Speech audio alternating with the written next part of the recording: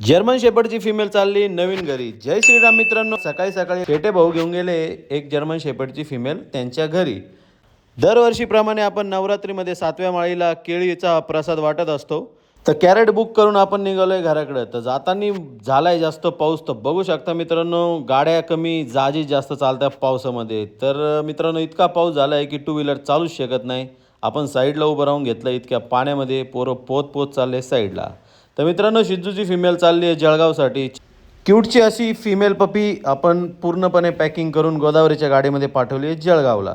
तर परत रिटर्न आले तर त्या भाऊ काय निघालेच नव्हते, गाडी स्टॉक झालेली होती। घरी येऊन आपण डॉगची फिडिंग उरकून घेतली। फुल पावसामध्ये आपण डिरेक्टली पातीला केनलमध्ये घेऊन गेलोय। बघू शकता मित्रांनो, जे कोपरगावला राहते त्यांना समजून गेलेलं असेल की आज रात्री किती पाऊस झालेला आहे।